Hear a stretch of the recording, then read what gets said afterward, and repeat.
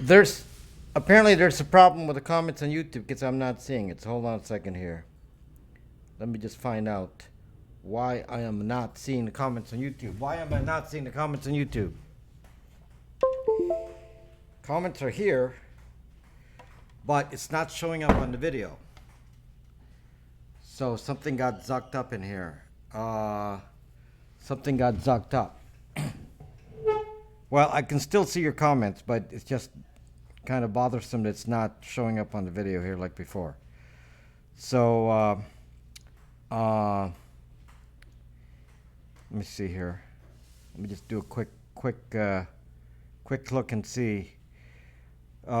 Everyone, what? Hold on, just verifying. I don't know. Maybe I'm not going to worry about it right now. Maybe did I turn off chat? No, I can see the chat right here. I mean, it seems okay. Live chat.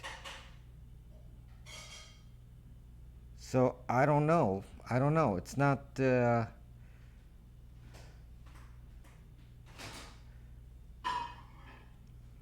Hold on a second here. Don't like to disrupt the video with this, but just I don't want to have to worry about it for the next few hours. So, okay. So, I guess I can't tell what the problem is. Cannot tell what the problem with right now. Okay. So, I'm gonna read the comments, the YouTube comments from my device. You feel disrupted? Yes, you are disrupted, Deb. Zucked up here. No, I can see your comments. Well, no, I'm not happy about this. YouTube is very, very important to me. YouTube is very, very important. You're all important, but it's just distressing when. Anyway, I can see all your comments on YouTube, so don't worry. I can see your comments. So Ben said test. Kelp, even Kelp, is talking on YouTube. This is the favorite mold of whack. And AMG says it's broadcasting here, and Storm Brothers Media is there.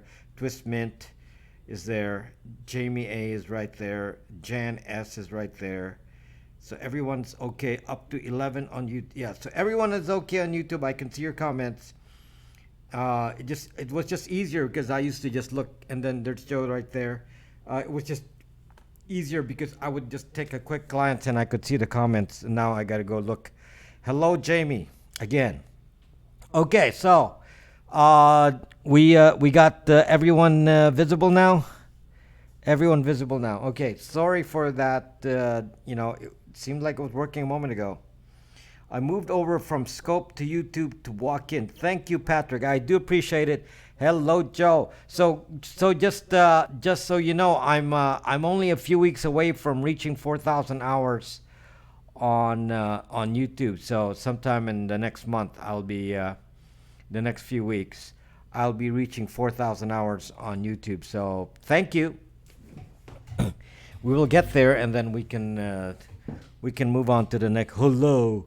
We can move on to the next stage in our journey on live streaming and social media and YouTube. So if you can watch on YouTube, that is very, very much appreciated, since I'm trying to get these things called watch hours. And I'm also glad to report that I seem to be getting thank you, Lalvan. I seem to be getting some organic viewers now on YouTube. So some people are actually finding me from YouTube now, instead of just finding me here on Periscope. So that's very important. Watch hours, yes, Joe. What is still authentic about Stern to be a super fan? I don't know, Kelp. Although Baba Booey was on my scope. Baba Booey was talking to me in my scope. So, do you get Baba Booey on your scope, Joe? I wish I could talk like a dolphin right now. Good. But do you get Baba Booey on your scope, Joe? I get him here. Yes, I get Baba Booey here. Yes. Here I get him. Not in your scope, but I got him here. Yeah. I wonder what happened to. I forgot his Periscope His Periscope handle. I forgot. I forgot what it was. It's not Baba Booey, no. So I forgot his Periscope handle. Anyway, I was watching the Apple event today, and somebody said, I'm so disappointed with the Apple event. So, was on the show. Do you remember which program that was? Yes, it was sailing, one of the sailing things quite a while ago. I no, I don't get Baba Booey. I'm not as cool as you with the hind. You were watching. Were you watching Oprah? Yes, I saw Oprah. Yes, I saw Oprah.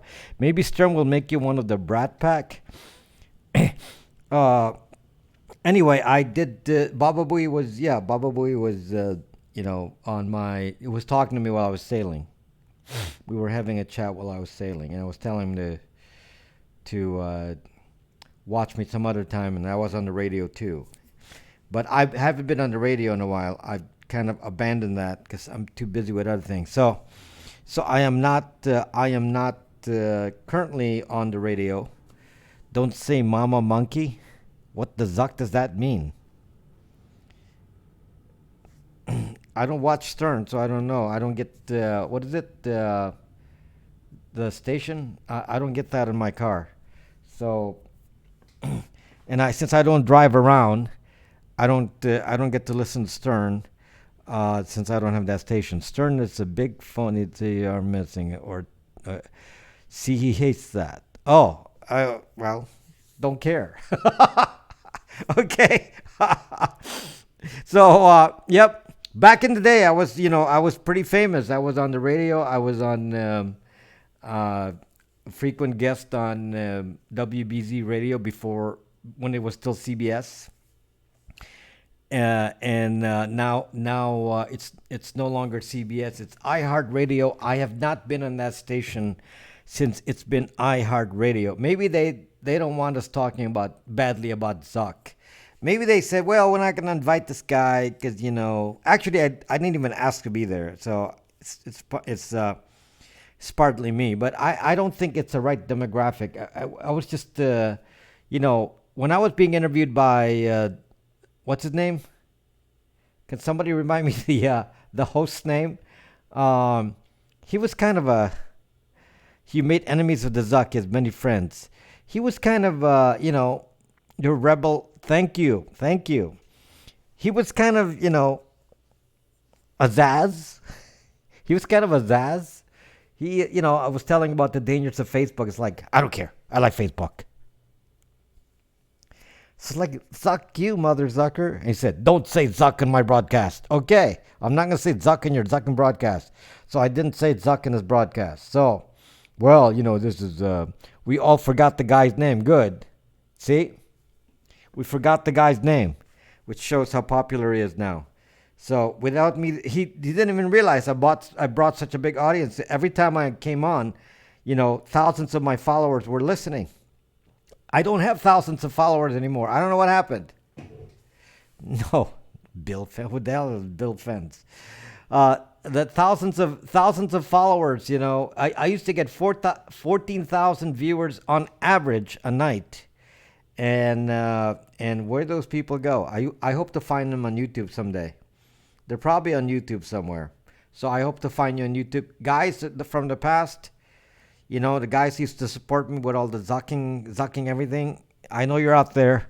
Hope to see you again here on YouTube because I know you're not going to come back to Periscope. So hopefully we'll see you on YouTube. So anyway, so I was watching the Apple event and just some casual observations about off topic here. Just the casual observations about the Apple event. Boy, there's a lot of fanboys out there. Gosh, I mean, like real fanboys. I mean, they're like, the guy says one word, they're already clapping. Oh yeah, we're gonna get charged for subscription. Oh great, another $9.99 for magazine subscription. Fantastic. I mean, a lot of the stuff, when they announced it, my immediate reaction was like, interesting. My reaction wasn't, I mean, it just shows you that it's, shows you how it's like either they're fanboys or they were placed there. They were all employees and stockholders. Clap. Yeah, I mean it's so stupid. I mean, the guy basically says, you know, we're gonna come up with this subscription thing. Yay! What? I can understand when they see one of the stars up there, that they would clap. That makes sense. But one sentence into this is what we're gonna do. Yay! So it's so like a clap track. There's like somebody putting a sign, clap now. Maybe they rehearsed. When somebody raises a flag, you all clap. Zuck. Hello, Hockey Rules. Remember when Jobs would abuse the fawning fans? Cook needs canned claps. So, like maybe a matchbook or phone with a zucking USB port or 3 mil jack. My reaction was, are they trying to save the magazine, newspaper, and TV business? That's actually, hello, Tony. So that's actually true. I think that Tim Cook found a way to save the industry, the press. He did. That's what this is all about. It was a way to save the press. Now there are magazine apps out there. I've have subscribed to some magazine apps before, and there's one even on Amazon where you can get a magazine. It's not that easy to use, so it's kind of not the best experience. And I think they, and there's also the a similar concept was the Flip. Flip. What's the name of that app? Flip. Can't play the magazine without MAGA. Hello, Night Joe. Why should any site be free? I'm not saying that, Kelp. It's just a curiosity of how he saved it. Because before, used to be Publishers Clearinghouse. Win how many millions? $1 million this, $1 million that with McMahon. And hello, John. And you subscribe to a magazine, and you get into Publishers Clearinghouse, and all these years you get that's how you got magazines. And this one would save the industry, and there's no saving. It's too late. Did you update your Apple TV? My Apple TV I got my Apple TV as a gift 2 years ago from Christmas. 2 Christmases ago. I got the in a gift exchange. I got the Apple TV, and I used it for a short while. And that's hello, Chica Bug. How are you doing, my friend? I used it for a short while, and then that's it. I never used the Apple TV again. I'll clap for the return of the BlackBerry with no tracking. Yay! But there is some good news. I'll tell you about the good news, because if you have to read between the lines of what Apple's doing. But I'm just talking about the other stuff first. TiVos, I'm sure you have a bunch of those, Kelp. How much cash do you have? Do you use credit cards? Yes, I use credit cards, and I have cash. But you don't have the 4K Apple TV, Rob Gross. Yes. I don't have any zucking 4K Apple TV. Apple does not let DuckDuck as a browser. My Apple TV is 2014. It's an antique. Well, so mine is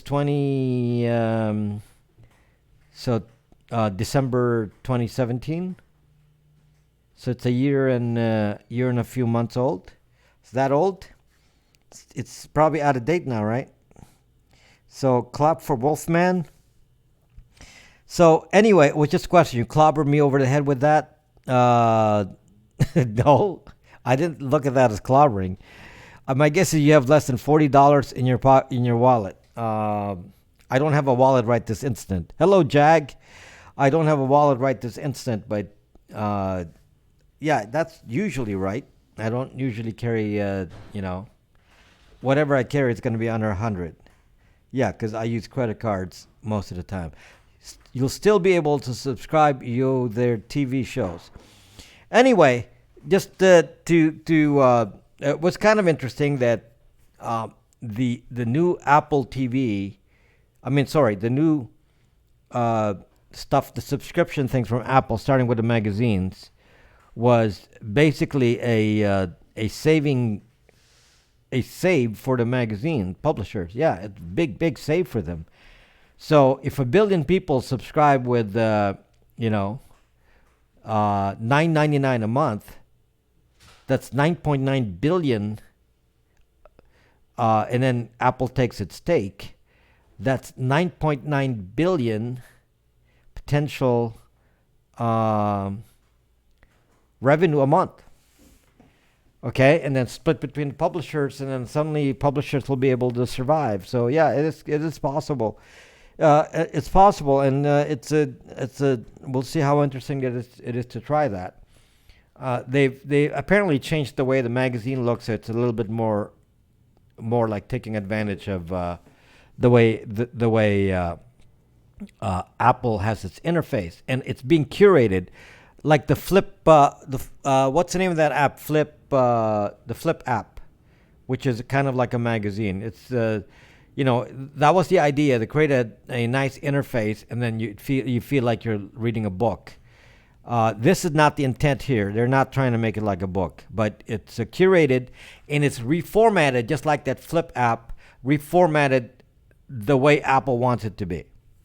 So it looks like somebody at Apple takes the magazine in a standard format and then reformats it electronically into the way the magazine looks, and then they curate it and make it available, and then they take their cut for doing all that work. So that's the way it sounds like they're going to be doing it. So that's interesting. That's interesting. Now what's interesting though, the news subscribe quite with few.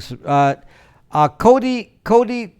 Actually, I hope not, and I'm going to tell you why in a moment. Okay, I hope not, because as you can see, they're trying to do the Netflix subscription model. They're doing like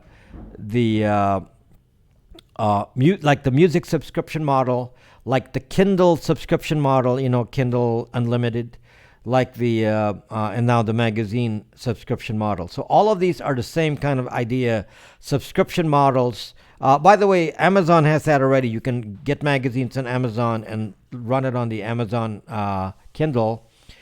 And the Kindle Unlimited includes a subscription to the magazines, to some magazines. So you have a limit to how many magazines you can read at a time, but you can do that. And that's on Kindle Unlimited. So it's kind of similar to that. So, but the thing is, it's a subscription model. Now, why is this important, guys? Because what does this have to do with my topic? Because you're like looking at this like, oh, it's interesting what you're talking about, but what does that have to do with what I normally talk about?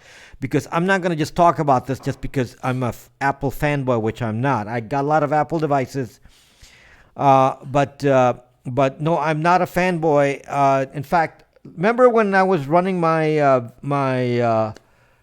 my video and you said I was like being a kung fu?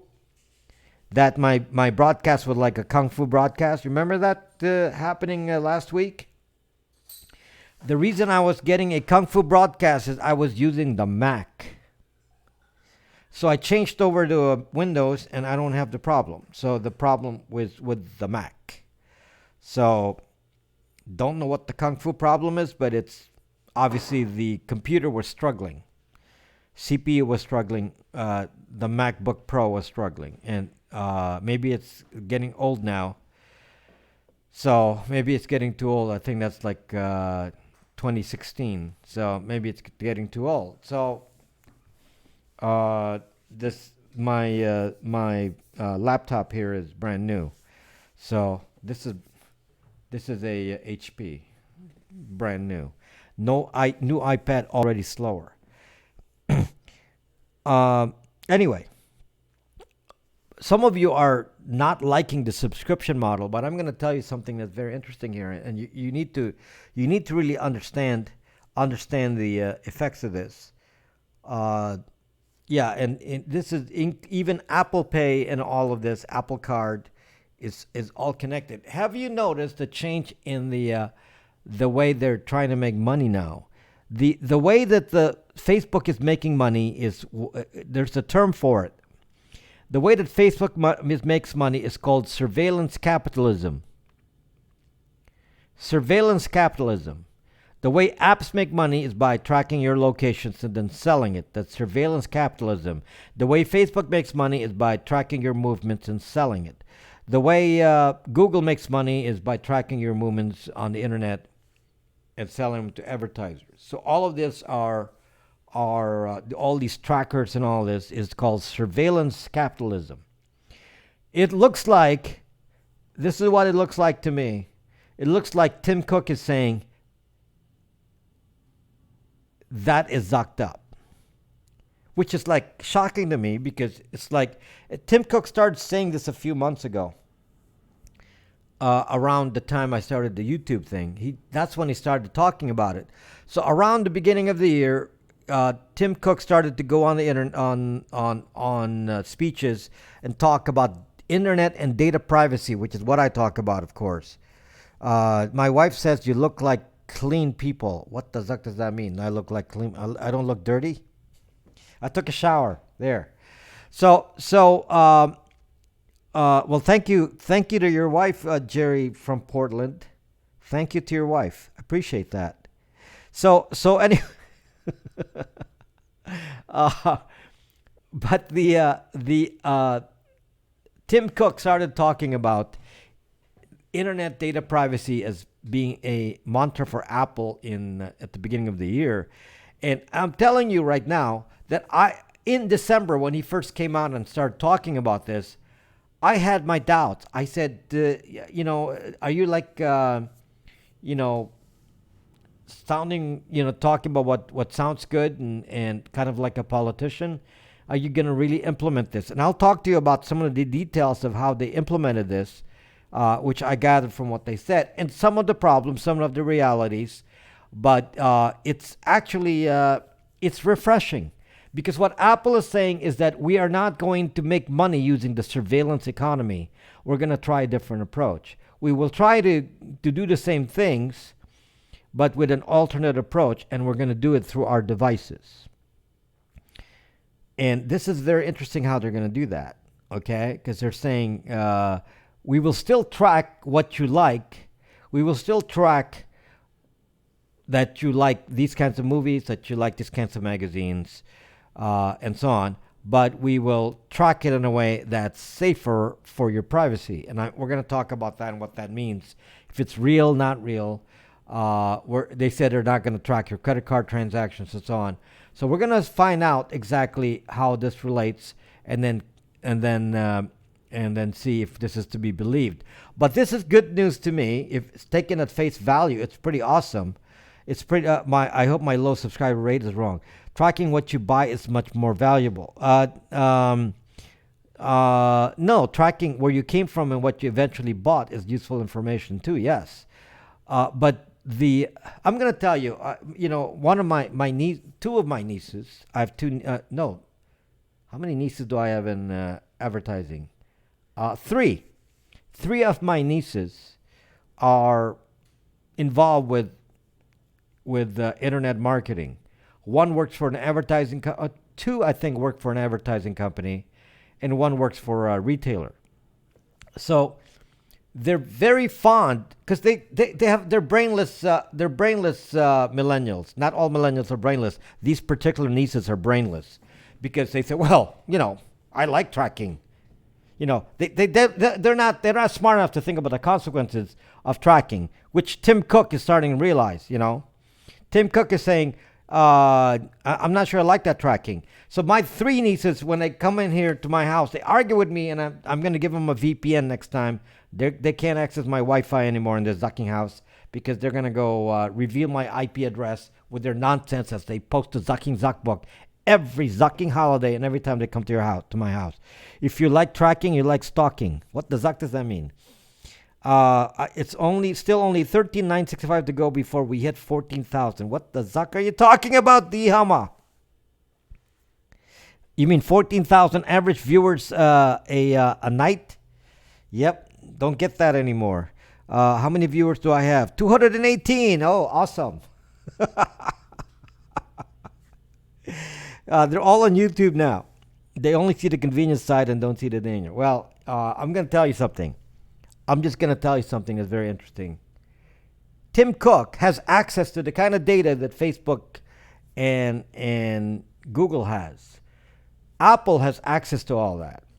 Apple is tracking your location, as I told you, on your phone every single moment, and that's being sold. And Apple is able to collect that using Wi-Fi triangulation. I don't know how many times I've been repeating this, and people say, "Who zucking cares about this zucking Wi-Fi triangulation you keep talking about?" Well, let me just tell you something here. Apparently, Tim Cook looked at his own database. Tim Cook looked at his own database and say, "What do you know about me?" And he looked in his database and said, "Zuck you, mother zuckers, at my company. Why are you zucking me at Apple?" Because if I were him, I would find out what my own company's tracking. I mean, he knows what it's tracking, but I'm being facetious here. That it should be obvious to him, but he probably started thinking about it and saying, "Wow, this is what you know about me. I mean, do I really want you, Apple, my company, to know this about me and my personal life? Do I want to know about every single employee and every move you make and so on? And is that the way the economy and the world will move in the future?" Now, Apple's starting to think properly here. This GDPR in Europe, the General Data Protection Regulation, which is, doing all these things to allow deletion of data and so on. That is the trend. People are slowly, very slowly in America, as you can see, counting from my viewers here, very, very slowly realizing the value of internet privacy. Okay? Very slowly. In America, look at the impact of my words on internet privacy. Please share. We got to get more people here who are interested in internet privacy, just like Tim Cook. What does it take to fucking make this a mainstream idea? Does it need Tim Cook to be out there talking about this? Does Tim Cook need to be the only one talking about internet privacy when it's something I've been talking about for years and years and years, and nobody pays attention to me? Okay, it's sucked up. Okay, so Tim Cook obviously saw his data and said, "Wow, your nieces are actually pretty dumb." Tim Cook is probably saying, "Yeah, your nieces are actually pretty dumb. We collect a lot of dangerous data about each person." And I want to change that. And he started, as if you recall, Tim Cook started to make accusing comments at Facebook for what the Facebook philosophy is.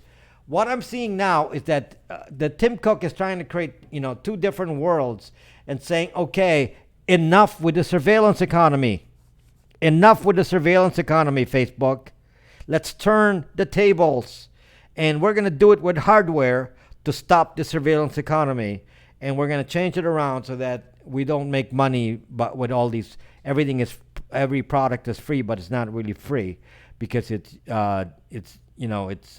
selling your movements, and your behaviors are being tracked in the most dangerous manner, and that is being sold as, hey, you're getting a free app." He's a beta tester. So anyway, it's interesting from the switch. Obviously today's Apple event was only about Apple services, and the services they talked about was the magazines, Apple TV, and then Apple Pay and Apple Card. Okay, I'm tired of being the product. Yes, so am I. So and if you noticed, on every one of the products, he said, "We want to implement privacy so that we don't track what magazines you read. We don't want to track what movies you watch. We don't want to track what products you're buying. We don't want to track any of that." How do they do that?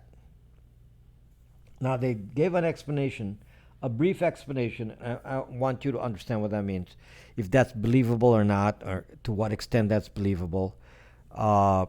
You're not the customer. You're not paying them anything, Great Gold. Apple can treat you as a customer because you're paying them. You're not paying Facebook. They don't really care about you. So I don't know why you think you should care about Zuck. He doesn't care about you. Next flicks to be apple juice. So anyway, let me see. What did I miss on YouTube here? Would you say that Bezos at Amazon now is the biggest of the players when it comes to data collection, or is it Zuck? No, it's Zuck. Let me just tell you, Starlight, I read the terms of use and data policy of Amazon. Surprisingly, Amazon is actually very circumspect about the fact that they have a lot of data and they don't sell it. They stated it clearly on there. They do not sell the data. Okay? So Amazon is actually, you know what? What's his name? iSocialFit comes in here and talks about Facebook and how, well, we're not that bad. You know, Amazon and Apple and everyone else, Google is doing the same thing. Well, Google is doing the same thing, but Amazon is not. Okay? I'm assuming that they don't lie in their terms of use, and if that's the truth, if they're not lying in the terms of use, then Amazon is not zucking with our data. Okay? Amazon is not zucking with our data. They said we're not selling it. So they have it, but they're not selling it. Okay, well, we'll take them for their word, because most of them have so far, because of legal reasons, they've stated the reality of what they actually do. Facebook says we steal everything. We steal MAC addresses. We track locations. Even if you turn location off, we do Wi-Fi triangulation when you load the app.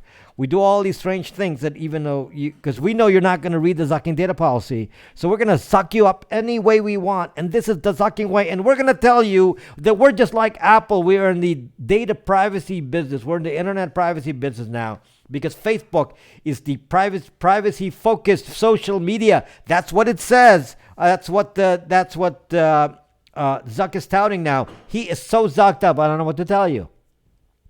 As he continues to sell your data and sell your phone numbers and track your credit card data and watch you all over the internet, he's saying, we are the privacy zucking platform. Do they? No, it doesn't. No, John. That's not what it says on the.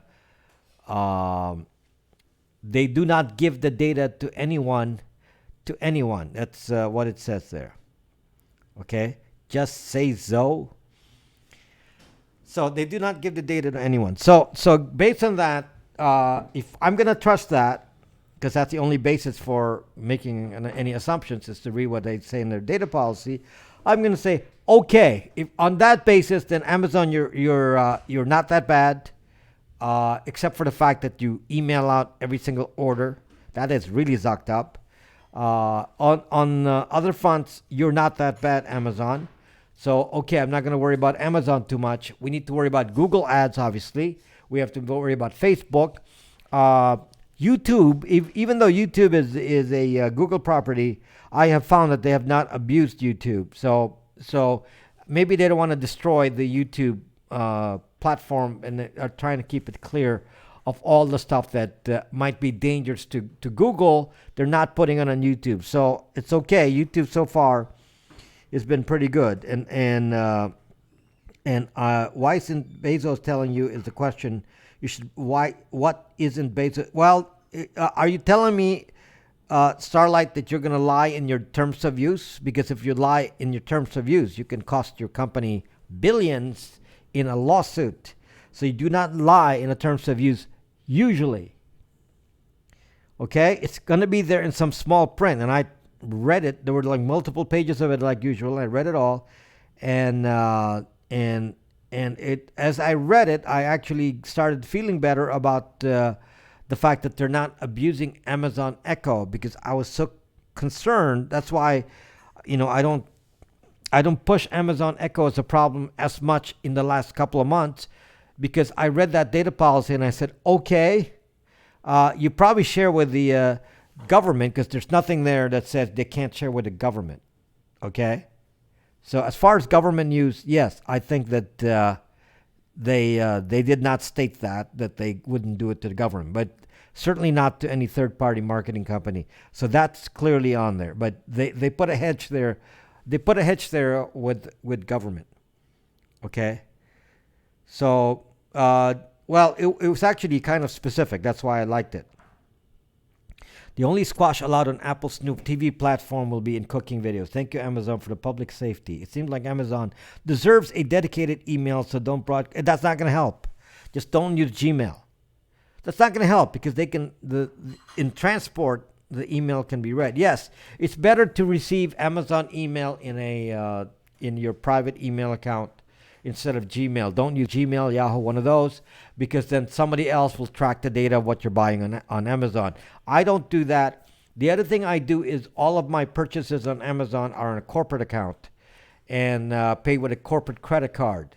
So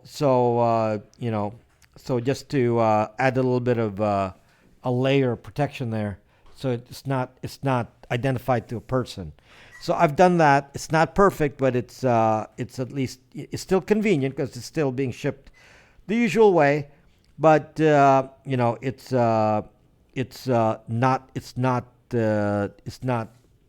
as dangerous as it could be if I had it on Gmail and if I weren't tracking all this. So anyway, the back to the Apple thing. You're probably wondering how do you say we're not tracking the magazines that you read, we're not tracking the movies that you watch, we're not tracking the transactions that you do on Apple Card. Well, how do they do that and not keep it in a database? Greetings from beyond the galaxy. Whose email then?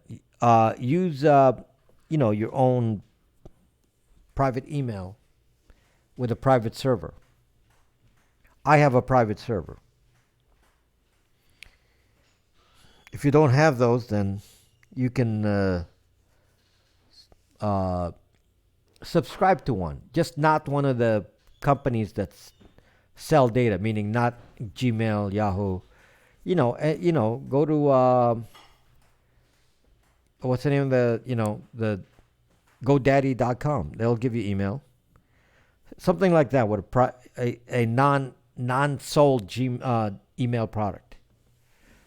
Okay, don't fucking talk about zucking VPN. That is not no zucking NordVPN is zucked up. It's in a foreign country. NordVPN is excellent for being attacked by the three-letter agencies. Yes, you should go NordVPN if you want to be attracting three-letter agencies. Go use NordVPN. Perfect for that. Aside from the fact that they know the IP address of every NordVPN server. That's just perfect. So do that. In the meantime, you all go to bytesvpn.com. Proton Mail is okay for the purpose of doing Amazon.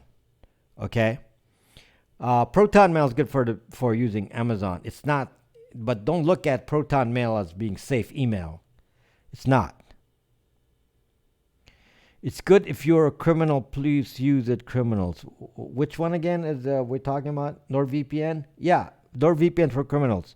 I do because I'm an agent. I like to attract aliens. NordVPN #1. Do you want me to block you, Tuberiqua? No, this is a Bytes VPN broadcast. Don't talk about sucking bad products in here. Not allowed. Go someplace else.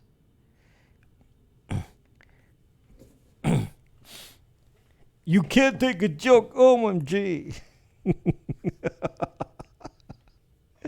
Okay. Tutanota. It's the same as Tutanota. Is the same as Proton Mail. You so uptight. Okay. You should go on YouTube. So it's so sad. Okay. So back to what we're take care, bye boy. Can you imagine somebody coming into my broadcast and obviously, I'm trying to make a living selling Bytes VPN, and you guys go in there and say, I want to take away your living. I want to make sure that nobody buys your products, so then you go broke. And it's like, oh, you can't take a joke. It's like, suck you. That doesn't mean anything, shocking guy. Go use it all you want. If you understand how it works, then you're going to say, what is the real protection with Proton Mail? Not that much. The best protection is to not use email.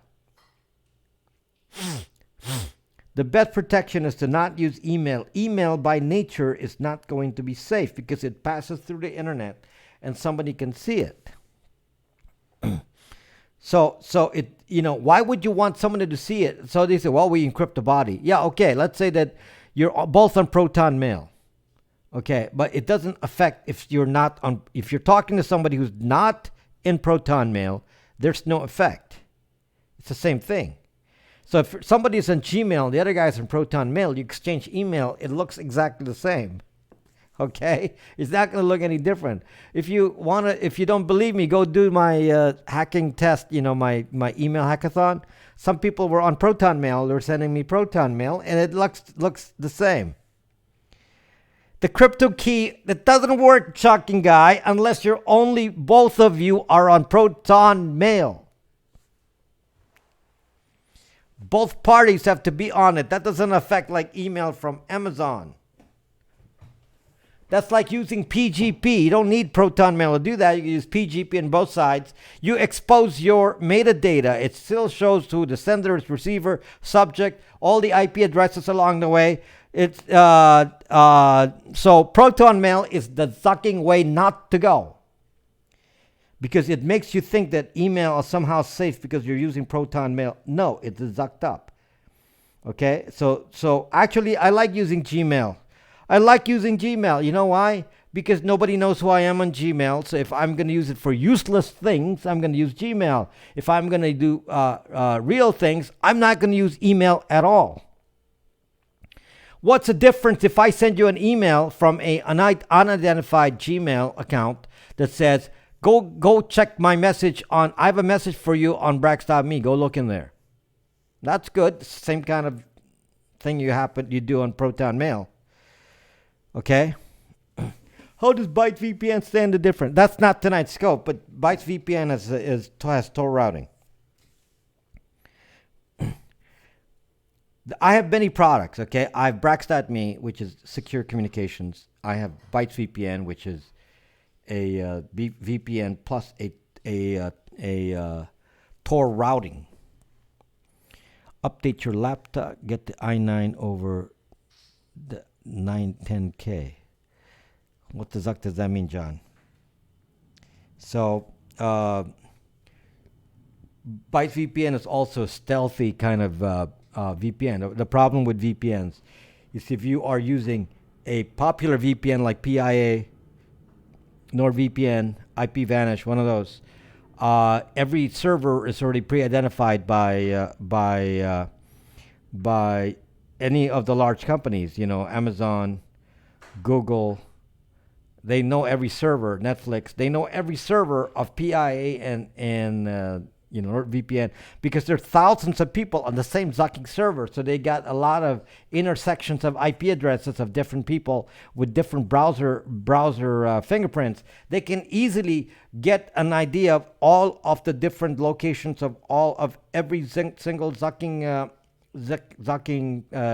node of one of the large companies. That's why a large company VPN is extremely bad. It's a bad idea. That's why you get so many captcha codes, because they already know who you are. So it's a very, very bad idea to do that. That's why you go with a VPN that's not well known, because you want to hide. Isn't the point to hide or be visible? Isn't the point to hide? If the point is to be visible, go use PIA, because you'll be so visible. If the point is to hide, then go to a VPN like Byte VPN that's not there to stand out. That's why I made my own VPN, because it was prompting me with so many captcha codes, blocking my email, sitting around and hanging out with hackers all day, because that's what you get when you hang out at PIA. Okay? So that's just to give you an idea what the issue is. Doug VPN is available for a Raspberry Pi 3, yes. When you get a captcha code as frequently as you do on PIA, you start to wonder, why am I getting so many captcha codes on PIA and NordVPN and IPVanish? Why am I getting so many captcha codes? Because they fucking know it's a VPN.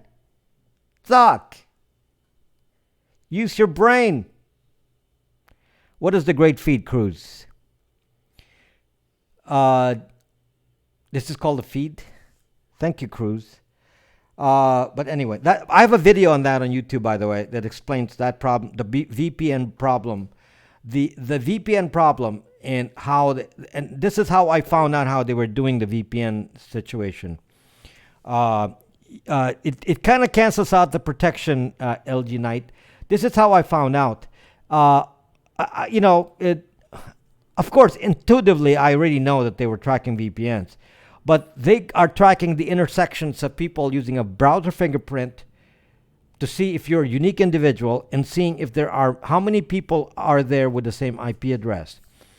If they start getting thousands of people on the same IP address and they get thousands on the same IP address, they already know that it's a VPN. The way they noted this, what it was actually noted on the Amazon affiliate program. It actually said that they said it was an actual problem. You may have to turn off your VPN because at Amazon they will detect the VPN and because of so many people with the same IP address, and that they actually record that. They have a little database of that. Okay, so that's why what I'm saying. That's why they know. Where it's a byte VPN, you don't get that many people on one IP address. They're not going to react to it as much. They're not going to get thousands. So you're not a target. You're not identified as a VPN. You could just be a small office or some small network or a household with a few people using devices. So it doesn't appear like some big corporate VPN as it would with thousands of users. And that's how they track that. And again, this is not something I made up. It was actually noted on the Amazon affiliate program. They actually had a Q&A section that actually said that. No, I don't know what Unitelli is, John. So anyway, back to what I'm saying about that's not true that you can't use Byte VPN overseas, but they block VPNs in Saudi Arabia. I'm sure they block VPNs in Iran. I'm sure they block VPNs in China. That's not the rest of the world. They're just all these countries that want to take away your freedom, yes. So in some countries that take away your freedom, don't misread the thing I posted on Brax about VPNs. Don't misread that. That was about going to the website, a VPN website. Okay, not a VPN itself. It was about going to a VPN website. This website was blocked because the word VPN was on there. Okay. So anyway, let's stick to topic here. We're kind of missing out on the main topic. We're getting so many interruptions and we're not getting on the topic. The topic really is still what is Apple doing to do privacy and how they're doing it. So this is what they said they're doing, and you have to pay attention to what they're saying because it's done quickly.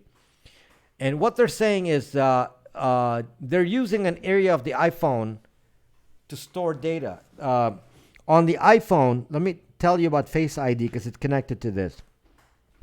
The iPhone has something that's called a secure enclave. Okay, this is a security chip and security memory space inside an iPhone, which is referred to in security circles as a secure enclave. Now, what is that? It means there's a little bit of flash, ROM, or memory space on the device itself. It's built in. That's why these things are so costly now. Okay, they actually allowed some space on the device. Well, maybe you should, Dihama. They put some space on the device to store secure things that are localized to the device. Things that don't get erased when you reboot or reset. Things that it's like its own special space to identify you and what you do on the device. And they call it a secure enclave. Okay. Now, what this means is that when you do Face ID on an iPhone 10 or iPhone, XR, XS, whatever. So if you have an iPhone 10 and you do Face ID, they don't store the Face ID information at Apple. That's the intent here. So in order to give a little bit of safety, they said let's store the parameters for your the math for your face, and store it as a piece of data right on the phone itself, never sent to Apple. That's what they promise. Okay? A lot of this is trust too. We don't really know, but that's what they say. That's how the secure enclave works. It's stored once you set up your Face ID, it's actually stored locally, not on the Apple server. It's stored on the device. Okay? Now this is going to be important later on with everything else. Because if it's stored on the device, when you look at the face and it recognizes you and turns on the phone, it's not something somebody can duplicate over in Cupertino. No one can take your face and log into a screen and say it's you, because the data for your face is on the phone itself. It's on the secure enclave on the iPhone. No, Dihama doesn't. Samsung doesn't have such a feature. Um, uh, the Touch ID and fingerprint may be similar because that's the same concept. That it's just a smaller amount of space. You do a Touch ID, and by the way, let me talk about Touch ID for a moment and fingerprint for those of you who may not know this. So I am not scared by the Face ID on the phone. To be honest, it's not really scary because they thought about this in a good way, which is rare for me. I barely ever would say anything positive of something like a Face ID, but but uh, but what happens is that it can't have access to Prism, can't access because Prism has access to the data in the database. The idea is not to keep it in the database, is by keeping it distributed in a distributed architecture where it's only on your devices. They can't access it remotely. Okay, that's the idea. That's why your password, your key code to get into your phone is not is stored only here. That's why nobody can break in your phone, even from Apple, because the code is stored on your phone.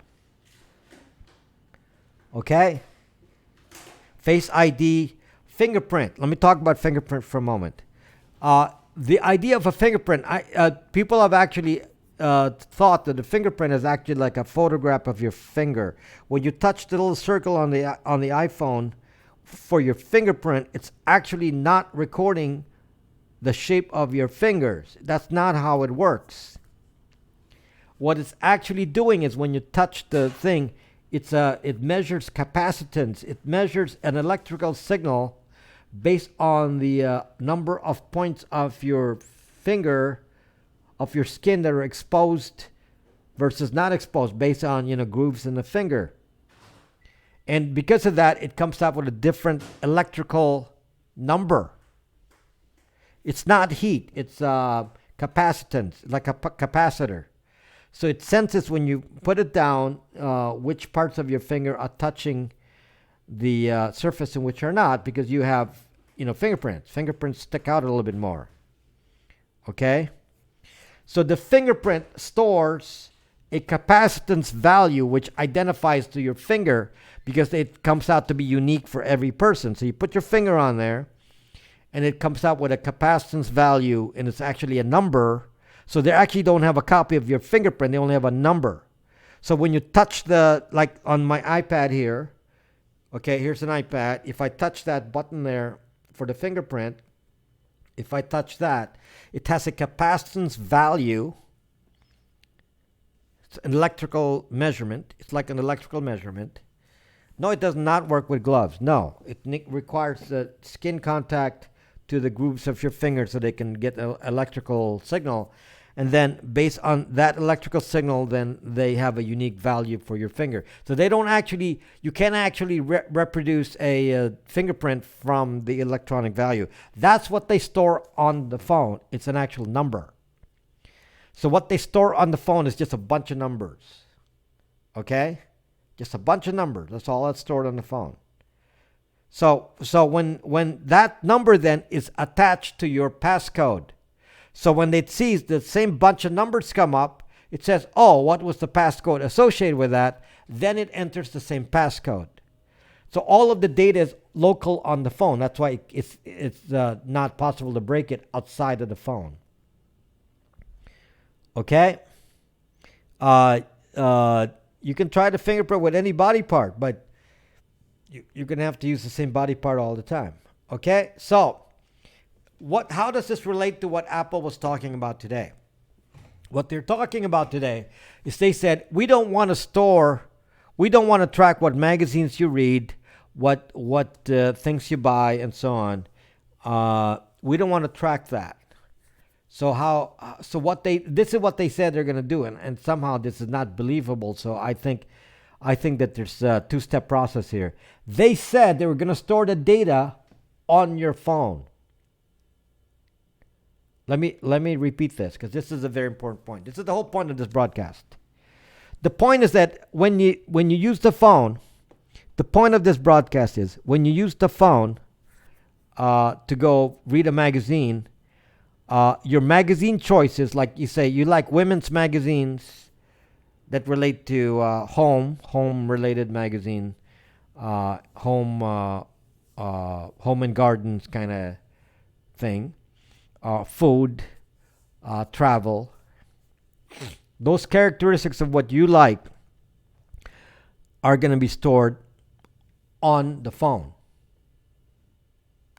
That way, they're not tracking that this person, with this ID has these preferences. They're going to store the preference on the phone. This is what they say. Now, mechanically speaking, as a programmer, I'm going to tell you that doesn't mean it's completely secure. It just means they store it on your phone. Every time you transact with Apple, Apple will provide a way for the app to query. This is how it has to happen. To query the device and say, what are your preferences? And then the device has to spit out your preferences and send it back to the app. Right? And that's where it could still get misused, because if you store your preferences on the phone, it's to give you another example. Let me reformulate this in another concept. As you know, right now, when you use your Google search, let's say you go to Google, you search for anything. Google stores your search because you're in a browser, that's not really a computer. You're in a browser. Google stores your search in the cloud, identified to your account on Google, your Gmail account. Okay, so everything you search for is attached to your Gmail account. If it's not attached to a Gmail account, it's attached to a cookie that identifies some unknown person using it, but they store it on Google anyway, based on the ID stored in a cookie on your device. So they know that somebody's using this computer and doing all these searches. So they know you're searching for guns, you're searching for breastfeeding, you're searching for,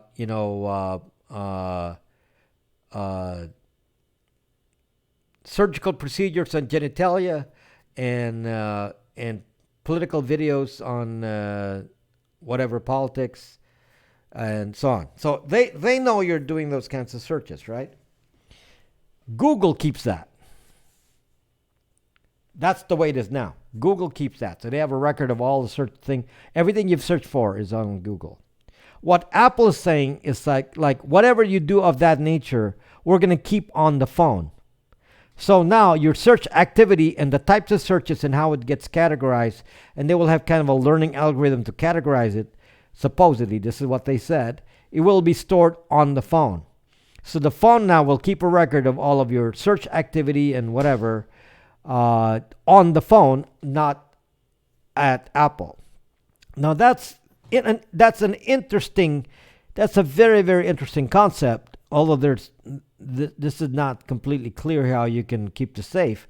But it's an interesting concept that's like saying we won't keep a centralized database. That's really what this means. We will not have a centralized database like Google. Google has a centralized database. They can look at any person in the world and say, how many people like to watch breastfeeding videos and which people are they? Let me identify them and where they live, what's their IP address, and what other things do they like to watch on YouTube. Do they also like to watch guns? Oh, so yeah, we got an intersection of people who like breastfeeding videos and guns. Okay, they're feeding the info to our robot overlords. Okay, so you understand now that that's how they're tracking you, is by your searches, your clicks on the internet, what websites you visit. That's part of your profile that they're building on Google and Google and Facebook. That's the surveillance capitalism. Websites that you visit are being tracked by Facebook. I already told you that. Google tracks what websites you visit. So they know you're going to Amazon. Yes, they know that. Amazon itself isn't giving that information, but that information can be gathered directly by Google because they sent you to Amazon. So they know every time they sent you to Amazon that, oh yeah, somebody clicked this Amazon link based on what you search for on Google. The idea now, what Apple is saying, the idea with what Apple is saying is that they're going to move that information to the phone instead of in a centralized database. This prevents Apple from doing a global search just like they can do in Google to say, search for all people that like guns and like breastfeeding videos. Okay? And like Android. They can't do that kind of search.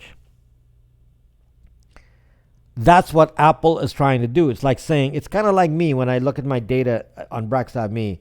And if I see that there's data that's exposed that identifies any of you, I make sure that it can't be database, it can't be collected, it can't be scanned as a collection of data that can profile a bunch of people. I make sure that doesn't happen. So Brax.me, for example, doesn't track a lot of things. No IP addresses, no nothing of that nature. There's no logs of that nature, and all the conversations are encrypted. So I don't know what you like. It's not tracked on there. It's a completely non-tracking app. So, but Apple's saying we're gonna do that. Plus, we're gonna store the data for things we do want to track, because there are things we want to track. So Apple's not giving up on the tracking. They're just saying, we will track you, but we'll track you differently. We'll track you by storing it on the phone. Now, is this completely a good thing? Let me just tell you what the problem is so you understand. This is not a perfect mechanism. Because if you store it on the phone, an app could still collect the data from the phone. They can still ask, what are your preferences? And the phone will spit out the preferences to the app. The app then can sell that data to a aggregator, and then that can still be collected. So it's not perfect. Do you understand what I'm saying here? Let me repeat this with an example again. Apple says if you buy a magazine if you subscribe to the magazines on Apple's magazine library, that they will not record or track what magazines you're reading. But they will store your preferences. They will store your preferences into a database on the phone itself. Okay, but anytime you go to the magazine app, it wants to display what your preferences are. So then it has to query the phone and say, "What are these guys' preferences? Please tell us, because we don't know what it is."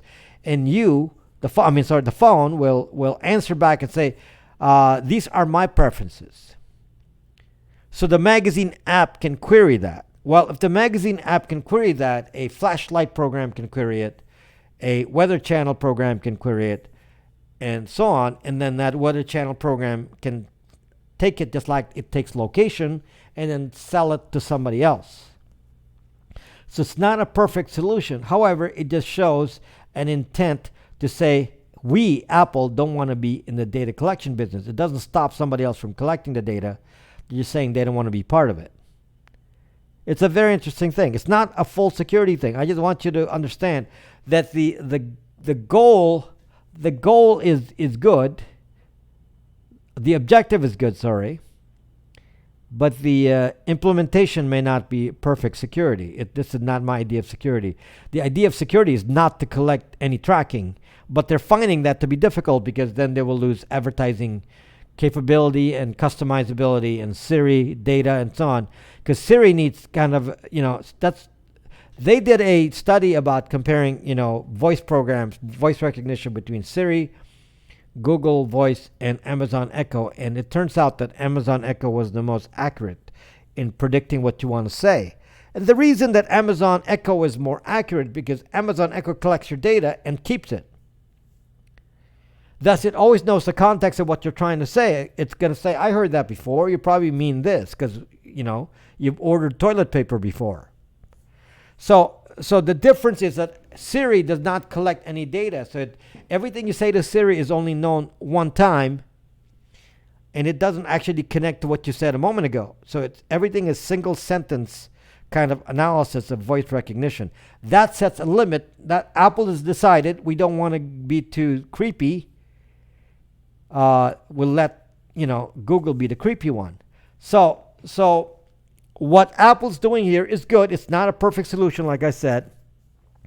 It doesn't stop anybody else from spying on you. However, it means that Apple does not want to be in the creepy business. So I was going to put that in the title. I forgot. So Tim Cook does not want to make a creepy phone. So Apple itself is indicating they will not be the creepy ones. But from my analysis, I don't know if we're actually saying that the iPhone or apps themselves like this prevent others from taking your data, because they will still take your data. And so in that sense, I don't think anything has changed. Let someone else, that's exactly what this means. They're like saying, we're not going to try to make money off you by stealing your data. We'll be out of the data collection business. However, we're not going to stop others from being in the data collection business. We're not going to stop Facebook from being in the data collection business. We're not going to stop anybody else from being creepy. Yeah, I can edit the title. Well, I can edit the title on YouTube very easily, yes. On YouTube, Periscope, it doesn't matter. So that's my conclusion from what I heard from Tim Cook. It's like saying, okay, this is good. That Tim Cook is saying, we saw too much of your data and we don't like seeing that.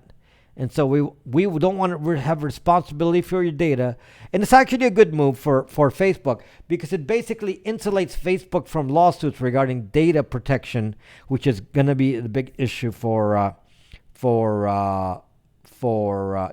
Goldman Sachs will be in the credit card business, sucking Goldman Sachs. So Apple will not be in the data collection business. So they have less likelihood of being sued for data gathering. Okay. But yeah, Apple Card is actually Goldman Sachs. FYI, the Illuminati. Not Apple Bank, John. Goldman Sachs. What do you have against Goldman? I don't have any banking relationship with Goldman. That's what I have against Goldman. Apple announced Apple Pay credit card today. Yes, that's what I'm talking about. So that's Goldman Sachs. So Apple Card is a Goldman Sachs card. That's the bank behind it.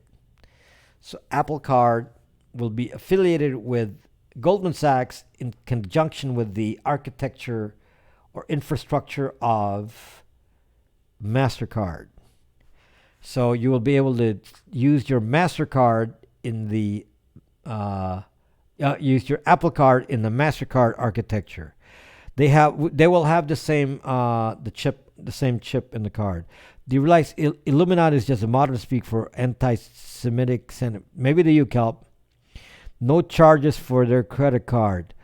Not true. There's always a charge for you mean that no fee. The credit card's no fee, correct. But it's not true that they don't charge money. Obviously, everyone charges money. To be honest, it's still cheaper to use Bitcoin. So, in comparison to Bitcoin, this is still zocked up. See, when somebody uses this is the part you never know about credit cards. When you use your credit card in a, let's say you buy from a merchant, the merchant pays the 4%.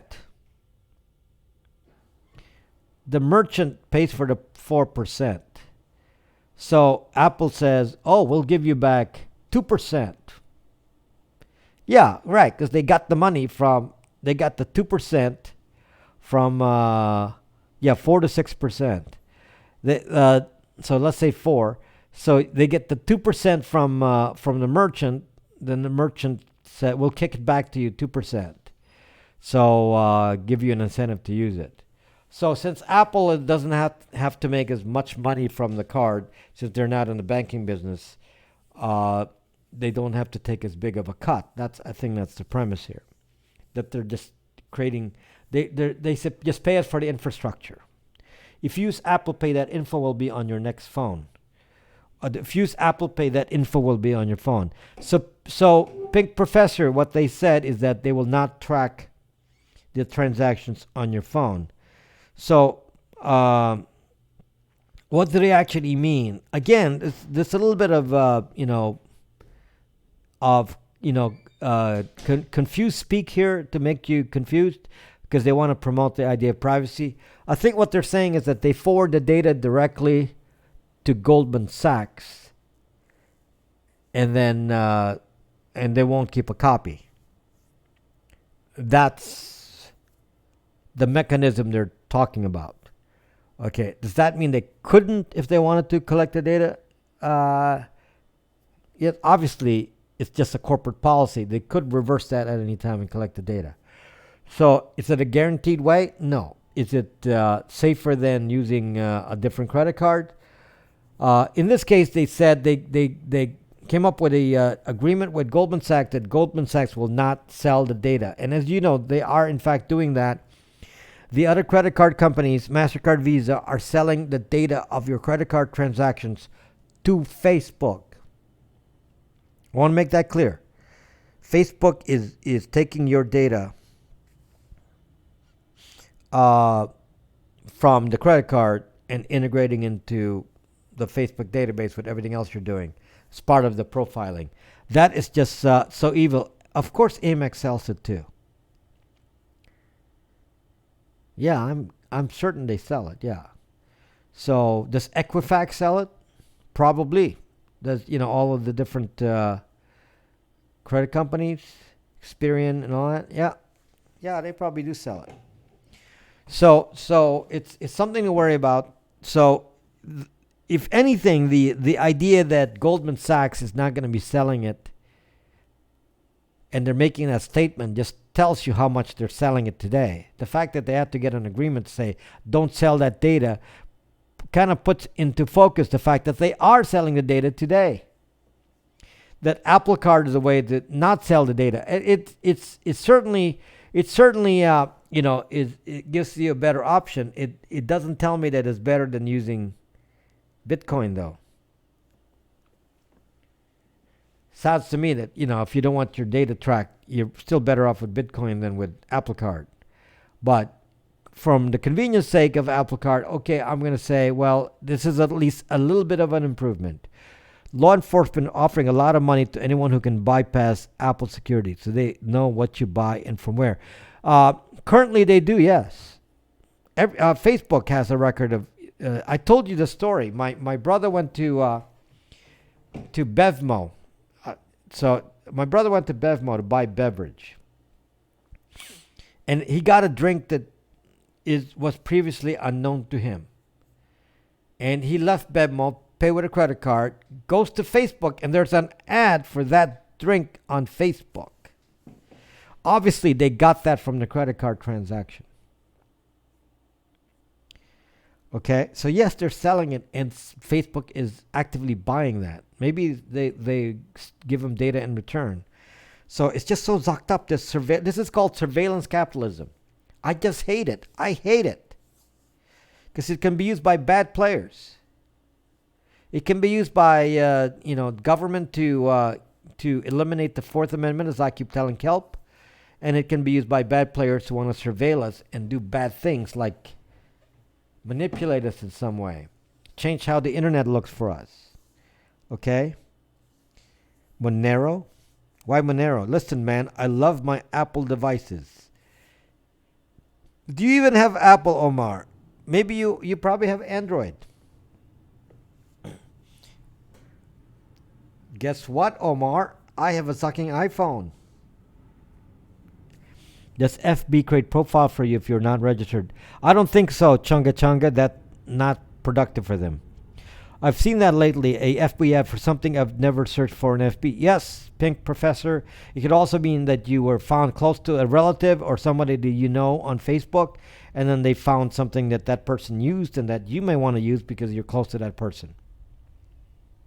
No, actually, I have iPhone 10 and a MacBook Pro. So do I, Omar. But I also have Windows. I have Linux. I have Android. This is Android.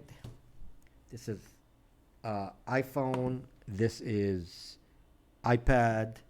This is Windows. Where's my BlackBerry? I guess it's not on me. Then my non-smartphone. So got everything. So but there's Omar here. Let me tell you about Omar.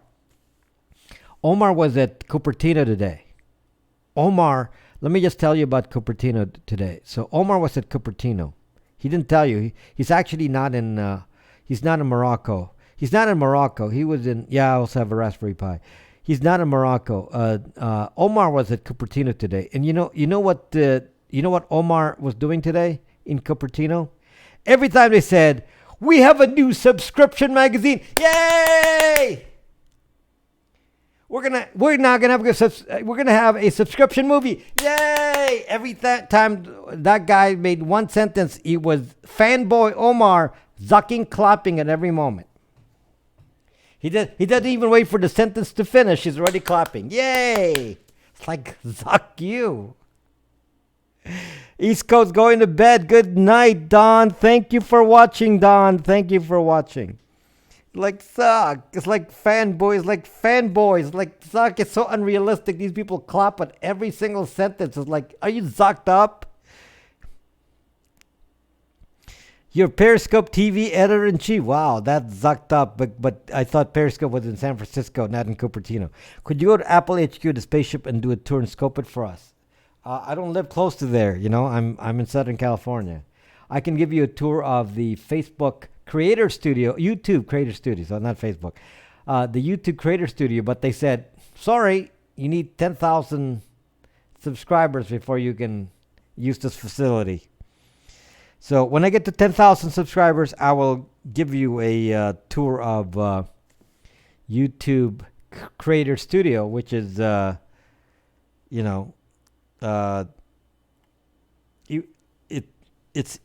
can easily broadcast that.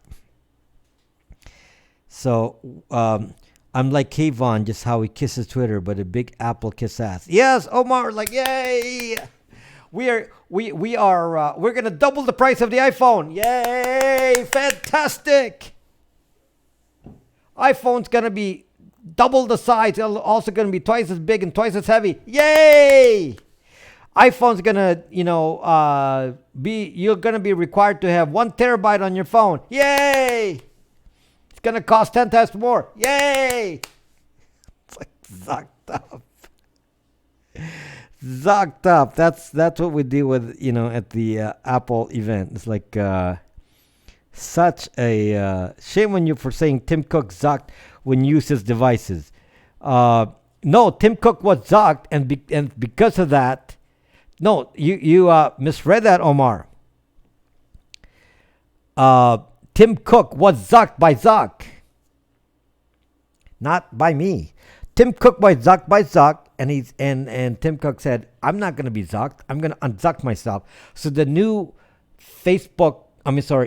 the new Apple approach is to not be zucked. So Apple's in the right direction. Apple's going the right way by saying, we don't want to zuck Omar, just like Tim Cook doesn't want to get zucked, so he will unzuck you.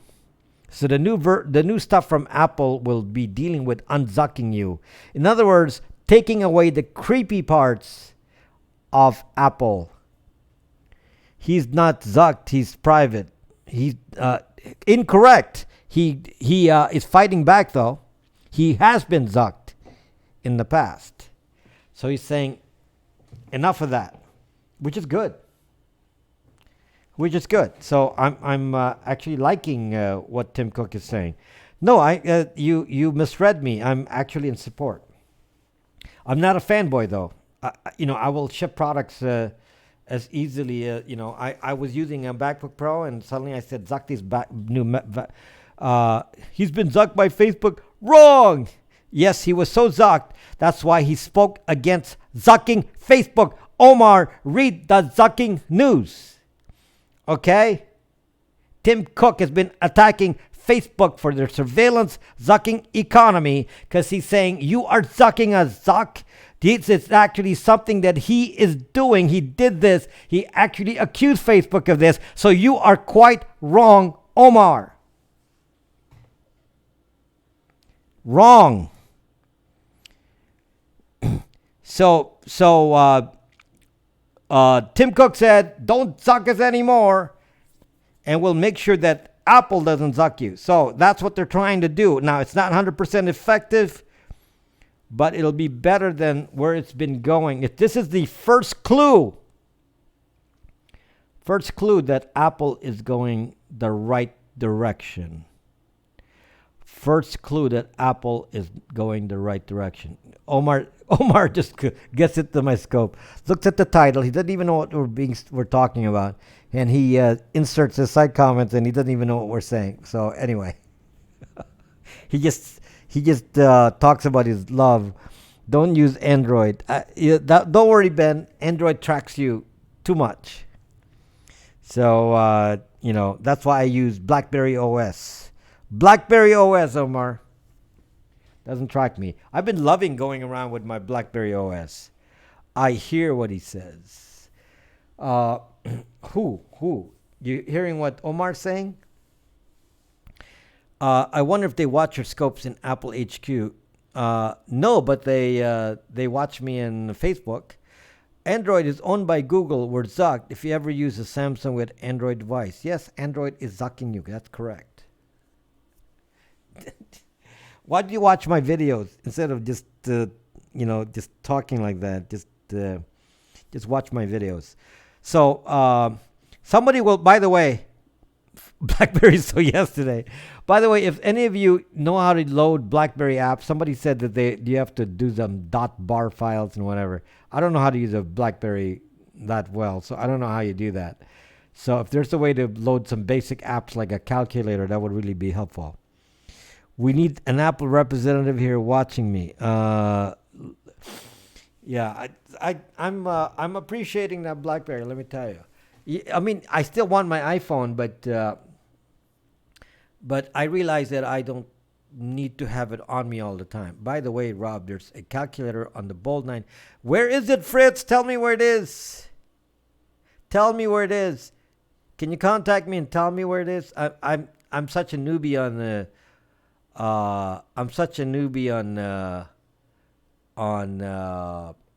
iPhone. A BlackBerry 10 is Android. Forget that. Or that's not actually BlackBerry 10 OS. Okay, it's a BlackBerry OS. I'll dig out the path. Thank you. Yes, thank you, Fritz. That will be excellent if you can teach me how to use it, because I bet some of you will be buying BlackBerry Bolds. So make sure you click on my link on Amazon so that they'll give me a little few cents here and there just to keep the affiliate account active. YouTube how to video, I'm sure, on BlackBerry. If you're gonna buy anything, like use Ting.com, as I suggested before, and use and get any of the products that I mentioned there on phones, please use the link on the video so that they give me an affiliate thing, and just stating that it's probably I haven't seen a Ericsson lately, but they may not be compatible. Samsung experiences 8.0. That's my Samsung 9. Motorola is bringing the Razr back at the cost. Does BlackBerry not try? No, it does not. No, Pink Professor. The BlackBerry OS does not have the code to do Wi-Fi triangulation. No. BlackBerry does not have the code for Wi-Fi triangulation. It has a very limited browser. It does not have Wi-Fi triangulation capability. It's not built into the OS. It's fantastic. Besides that, you can actually turn off the GPS and all that on the phone itself. So combined with turning off location, which by default is off on the phone. It was already off when I got the phone. The location is off. It doesn't do Wi-Fi triangulation. I mean, this is like awesome. You can go to a Zucking protest with that phone. Go do your Mueller protest with that phone. You'll be safe. Go out and protest the Mueller report and say we want Russian collusion protest, and bring that BlackBerry phone, and it will be awesome. Yes, that's why I like it. It's because it's functional. It can text, and it has a keyboard, so it's easy to text. And I can actually watch YouTube videos, take photos, and do some basic internet stuff on it. Very basic, enough to function. But when I need a phone, I can leave my actual phone in the car, my iPhone, and leave it completely off with no power. And if I ever need to have it, it can still be available. But I don't have to go expose my location and such. No, there are no Mueller protests. I'm just making a point. Fresh inverse smoke. The protest phone. Yes, this is the. It's actually known as somebody call it the mistress phone. It lives inside the applications folder. I haven't seen it. Show me where it is. I think you have to download it, and I don't know how to download it now.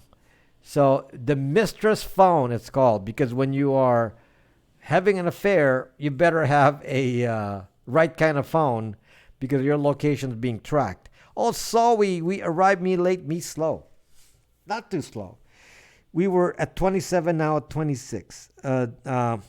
By the way, guys, I'm going to announce that I have, I think I said this, but I have exceeded 3,000 hours on YouTube.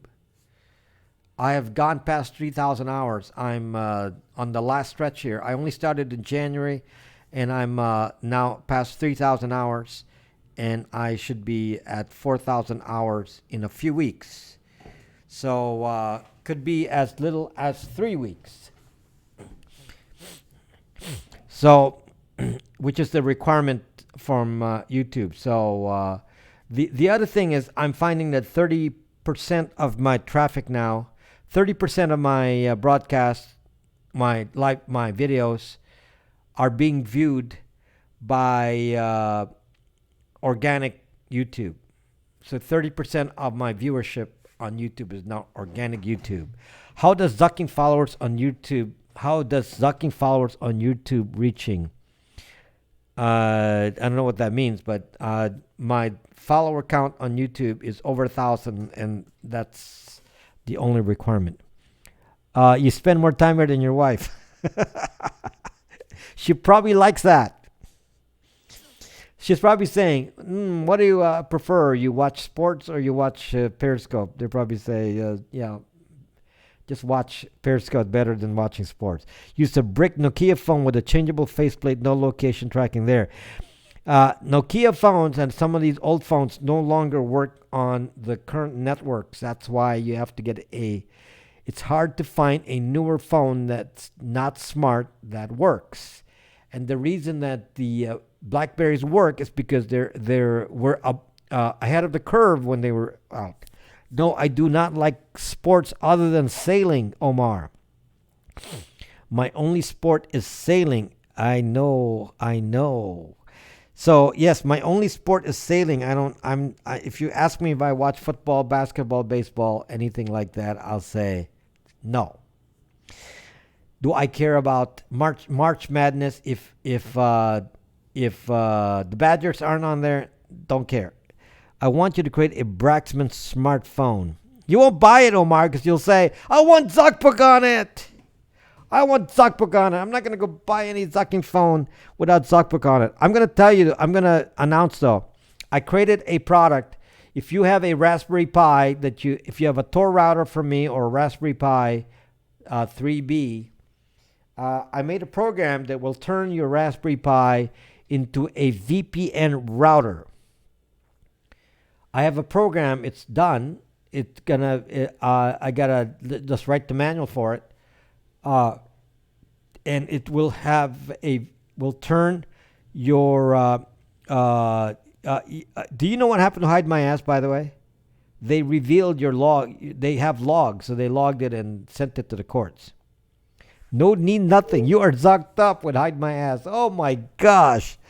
Uh, it Ben is actually he's like zucked up. He's like saying, "I love Facebook and I love Hide My Ass." Hide My Ass was the one that was reported. That is the most zucked up VPN that I know of. Yeah, I still sell the Tor router, but I have new software for it that will make it in Tor router or VPN router. Either way. Yeah, yeah. Hotspot Shield. You mean a proxy server? Ben Ben doesn't even know. It's like saying out here, uh, uh, I'm walking out of the house without any clothes on. Ha ha ha ha. And we're like, really? And he was proud of it. I had no pants on today. I walked out without pants. Ha ha ha. It's like, come on, Ben. Yes, you are zucked. Okay, you are zucked, Ben. Hide My Ass logged you. Hotspot Shield is a proxy server logged you. You are so zucked. I don't know what to tell you. At what cost? Um, I'm not certain about the cost yet, but obviously you need a VPN subscription, though.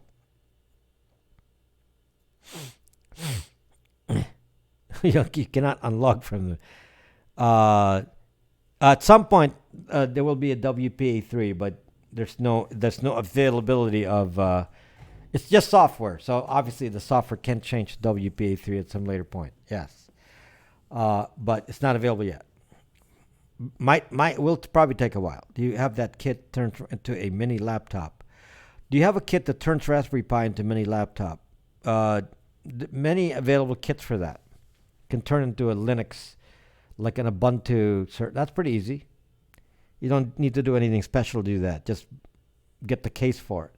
But anyway, I have software to turn your. If you have a Raspberry Pi, uh, I'm gonna just give it an introductory price right now. This is an introductory price. This may not be my final price, but I will honor this for a while, for the first bunch, and the I'm gonna price the software. It's just a chip. Just change the chip in the router on the Raspberry Pi. I will price it at $49.95, free shipping. Okay, so you just take the chip, put it in your Raspberry Pi, and then your Raspberry Pi can be a Tor router, a VPN router, or a plain router. Okay, and that's the plan for the moment.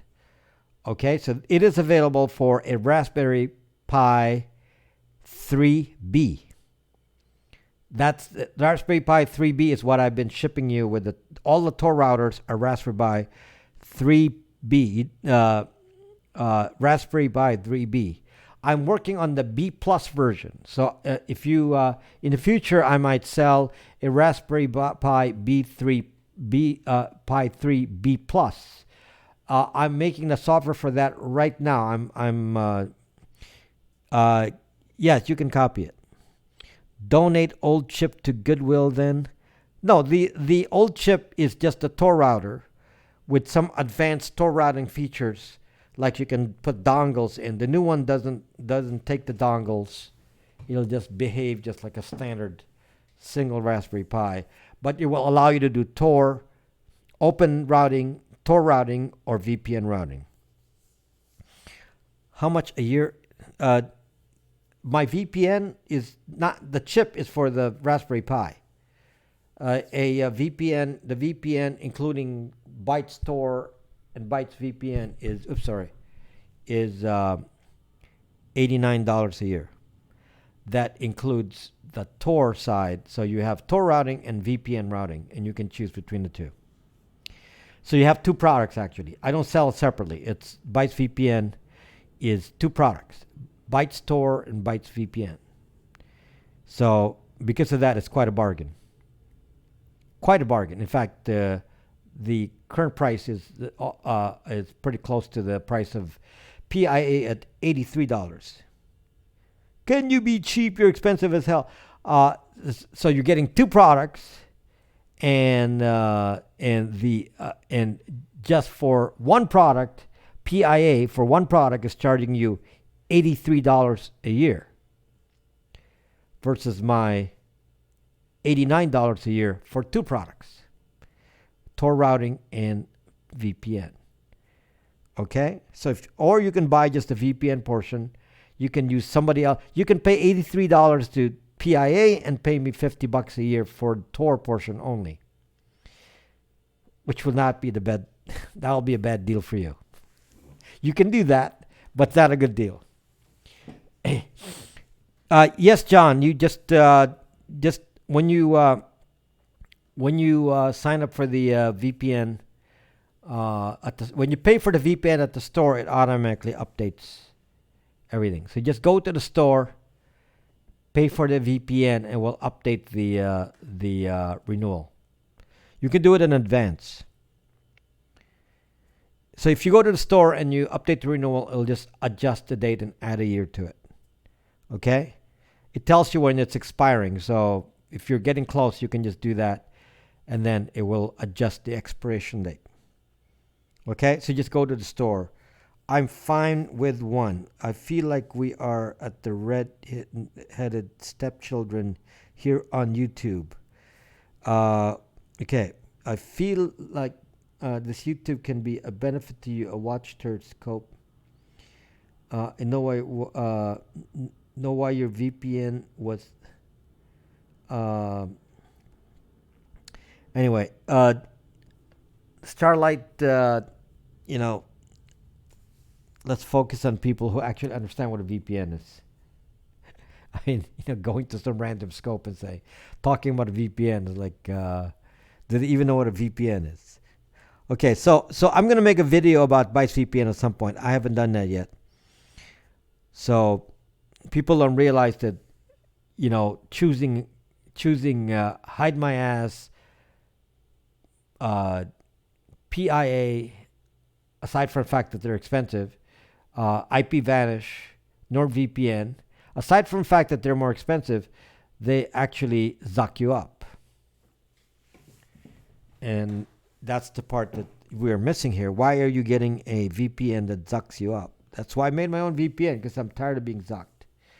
Okay, so now we have another layer of service to it. We can say you can add a Tor router with a VPN in your, a Raspberry Pi with a VPN in your home, so your guests will be routed as well, so they don't expose your IP address when they're visiting you, because they're going to come to your house and say, can I borrow your Wi-Fi? What's your Wi-Fi address? And then you reveal your own Wi-Fi, and then they start doing zucking things, taking photos, doing whatever their social media is at your house, and sending the information to Facebook. It's like, zuck you, mother zucker. PIA doesn't keep logs. No, the PIA itself has some serious problems because they block email. Yeah, PIA, it could be under guest Wi-Fi, still your IP address. That's why you want a separate thing for it. PIA was something that I recommended highly until they started getting zucked about a year ago. A year ago, PIA started getting zucked. The first thing they did was to block my email. Well, that really got on my nerves big time, because email is the biggest leak of IP addresses. So if you open up your email, you're actually zucking yourself. So why does Zuck would I go to any one of these big players that are blocking my zucking email? Bytes VPN will never block your email. Bytes VPN does not block anything. They're forced to block because they're dealing with a lot of spammers and scammers and hackers, because there are a lot of bad people that use PIA and NordVPN and all that. So there's so many bad people using it. So I want to just stay away from that. Let's stay away from all the bad people that use all that. Let's go to our own. And Bytes VPN does not have bad people on here. At least I don't think so. Okay? That's one of the advantages, because we don't have that kind of signature, the bad signature that comes from PIA, because there's so many bad people hang out there that they start to block you with CAPTCHA codes and all this, because they know you're bad. That's why they're blocking you with CAPTCHA codes and blocking your email, because all of those VPNs are all filled with bad people. Okay. No one has blocked my email. Sorry. Trust me, Doug. It blocks email. It blocks SMTP. You must not be using SMTP. Maybe you're using webmail. But I'm telling you, it's blocked my email. No, PIA is not good. I just told you it blocks email. I don't know what you're all arguing about. I'm already telling you, it's blocking email, and you're saying it doesn't block email. Are you serious? I mean, they say so. Yes, we block email, but we will unblock it for you if you give us all the information about the email, like what your ID is, what your email address is, what your server is, and all that. Meaning, if you identify yourself, then we'll unblock you. It's like suck you. So now you're going to log my email and say, oh, that's, suck you, PIA. So we're not going to do that. So I, again, for coming from somebody who recommended PIA highly, I'm telling you right now, I did not make Bytes VPN lightly. It was a problem because of PIA. PIA was sucking me up. I don't want to use PIA anymore. I still have a PIA subscription. It's still active. I don't use it anymore. Okay?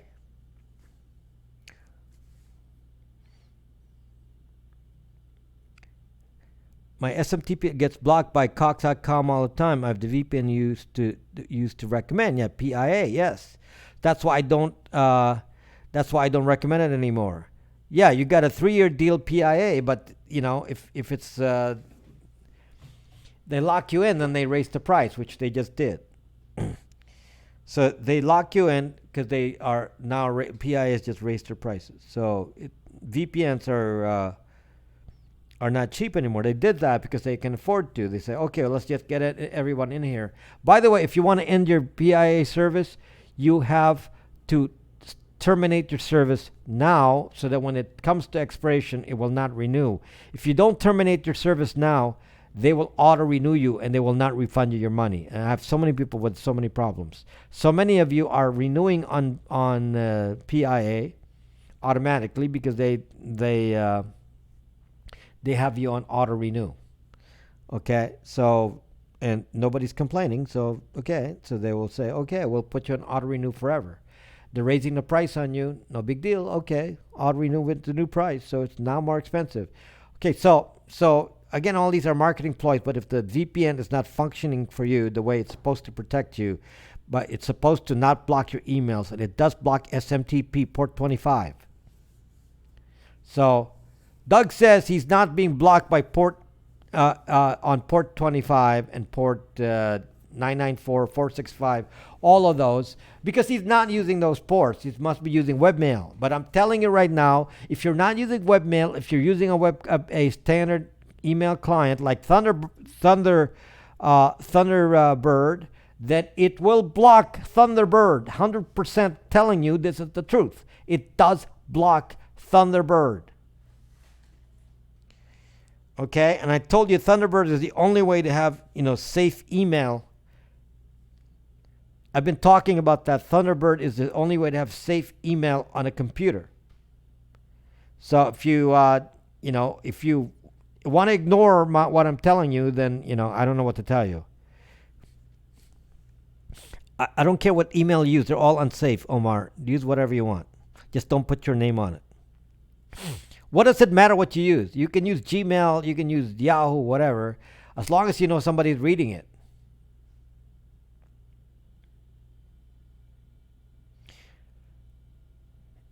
Is there a Braxman.com? No.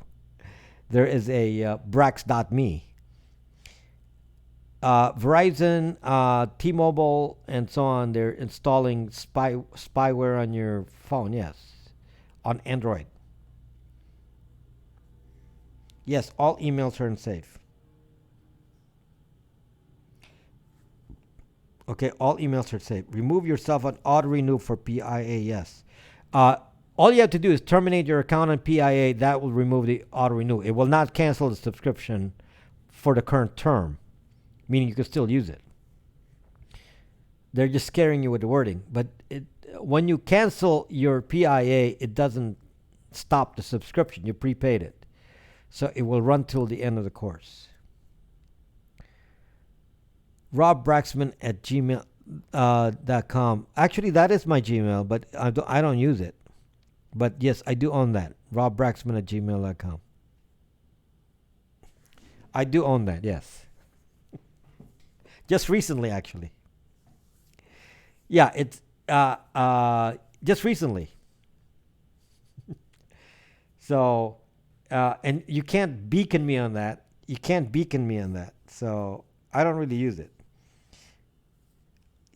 I like you, but I still don't like you. Justin B said, I don't like you because I only want open source, and I don't like you because I don't like anybody who doesn't believe that there's collusion. I wouldn't use Viber now. Viber is voice over IP. The National Sucking Agency clearly said they can spy on that, and Skype. That now, Omar, that is zucked up. I don't know, Justin. I like you, but I don't like you. It's like, just don't be like that other guy who, like, every time watches my broadcast and then puts a thumbs down on the broadcast every day. He comes and watches me and then puts a thumbs down. So why are you watching?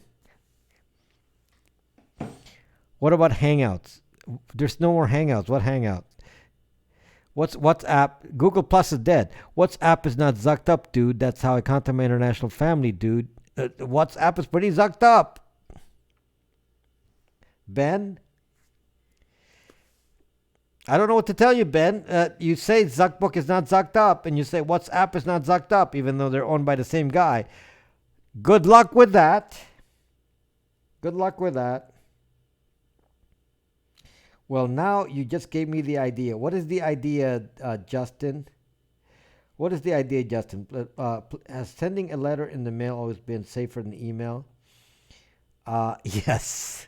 Because when you send a letter, only the guy who steams it open can see it. So that's one person. It's not spread on the internet where thousands and millions of people can read it. So which is what happens when it's on the email. Because, somebody's recording it. The National Zucking Agency has a copy, and it's spread all over the internet, and millions of people read it. To thumbs down you every day. Zuck, Justin, don't tell me you're the one that does that every day. Yeah, so there's this guy who comes to my scope and leaves like all these sexual comments on the broadcast, and then he puts a thumbs down on the broadcast every zucking night. Expect those who send postcard. But anyway, that's anyway, to summarize, Apple is headed in the right direction. I like the moves that Apple's making. Unfortunately, Apple doesn't have a full solution here.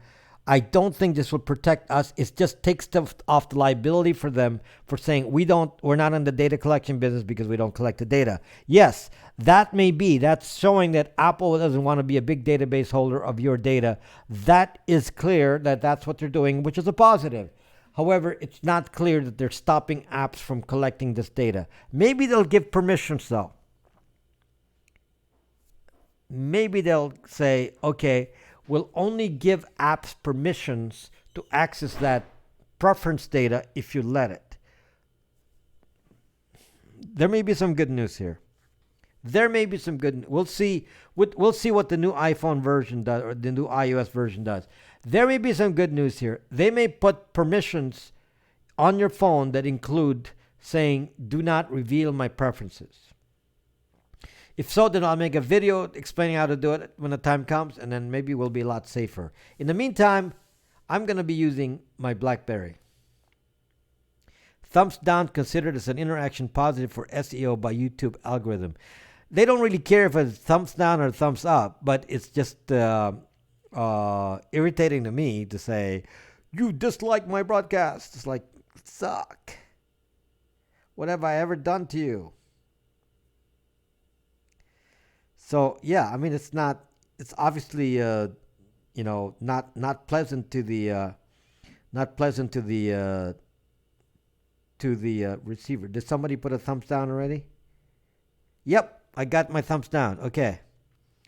So if you would, all of you on YouTube, please thumb up me to cancel out the thumbs down. I would appreciate it. So if you're on YouTube right now, can you hit thumbs up? I think you have to leave the chat, hit thumbs up, and then that will cancel that out, because we need to get the numbers up from the thumbs up to get rid of the hater. There's always a hater. I wouldn't give a rat. Yeah, but it's just psychologically, it puts a little red thing on the thing, and it's just, if people forget to put a thumbs up, then it just looks like a negative. So please thumbs up me if you like the content. If maybe you don't like my content, maybe you don't like my content, in which case then you can give me a thumbs down. But if you like it, please give me a thumbs up on my on the broadcast. I think you have to hit X on the chat.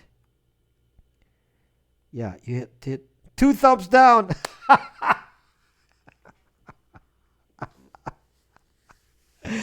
Oh my gosh. You should get Google AdSense. They pay you for them.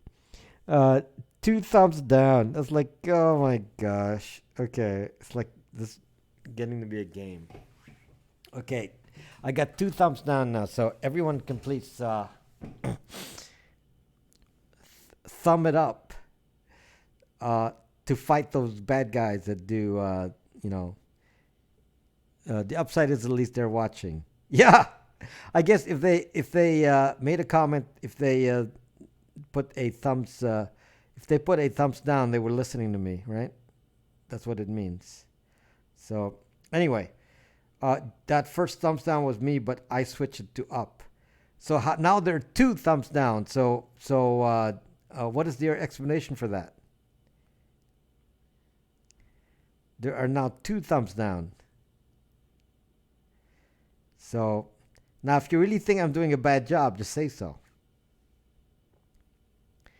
So no thumbs down, right? Okay. Anyway, again, thank you for your support on YouTube. I'm making slow progress here. The Pi software is available for a Pi 3B Plus, and I can ship that to you. I'm just going to write the documentation tomorrow, and I can ship that to you as early as tomorrow. Does tracking work the same way with beepers? No. The Wi-Fi triangulation is Ralphie. What's up, Ralphie? So Wi-Fi triangulation does not work. How are you doing, Ralphie? When are we shooting, Ralphie? What are we shooting, Ralphie? Gotta bring my long guns, right?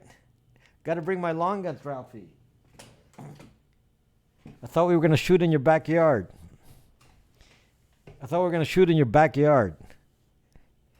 Can you shoot in your backyard? Do you have one of those like big tracts of land where you can just have your? See, I'm in the city. I don't have that. You can't shoot in the city. Plenty of targets here. See, we don't have that here. So you fixed the handle. I fixed the handle to what, John? I fixed the handle to what, John? What are you talking about? If you're talking about this is a new one. The other one was broken. Yeah, this is a new one. No, the other one's broken. This one is this is new. This is new, and it's nice because you can unscrew the orange tip, So I was able to unscrew the orange tip, so it looks authentic on video.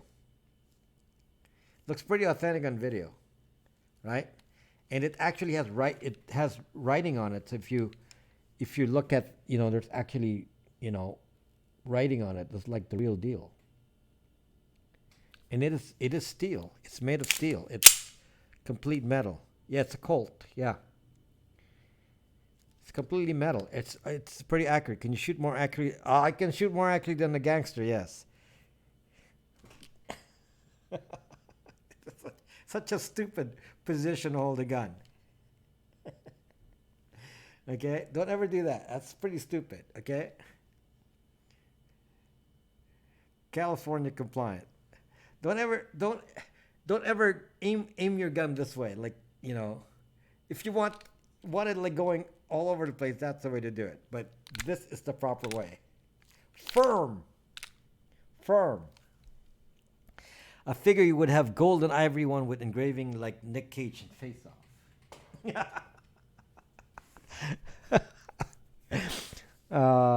Anyway, so pray and spray. That's me, 13 style.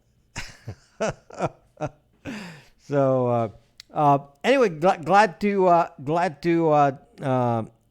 MS-13 style. Is that the MS-13 style sideways?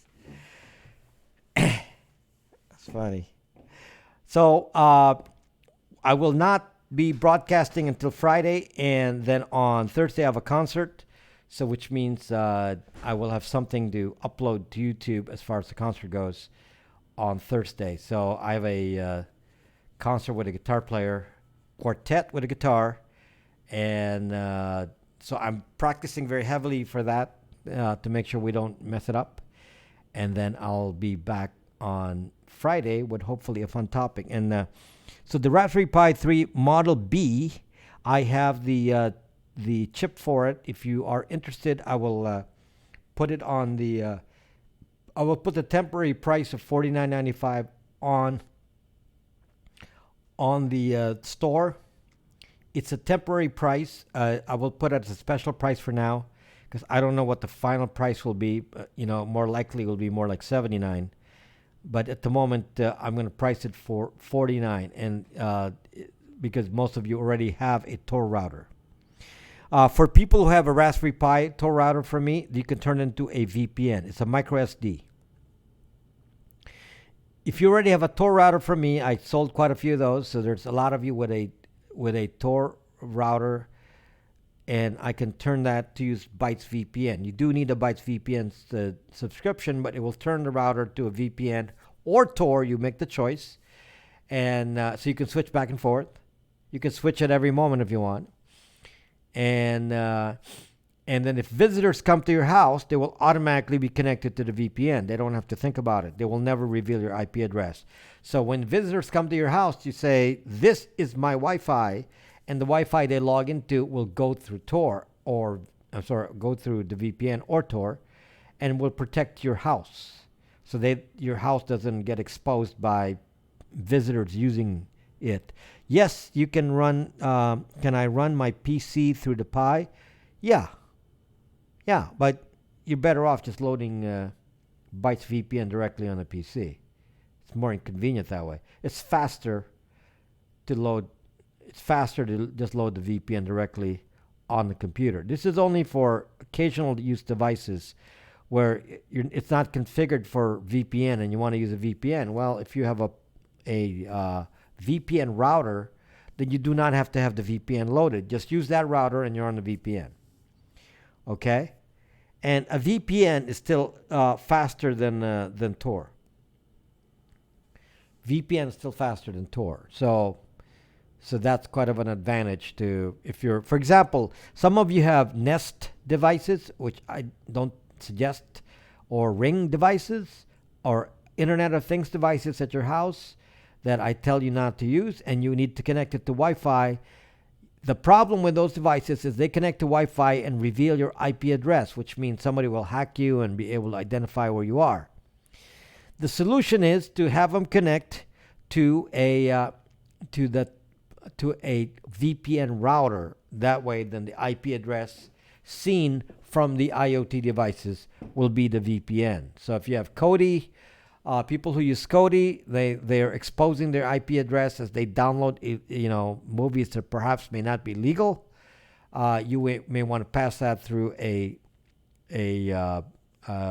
VPN router, because you can't install a VPN on Kodi, so you can do it as an external device.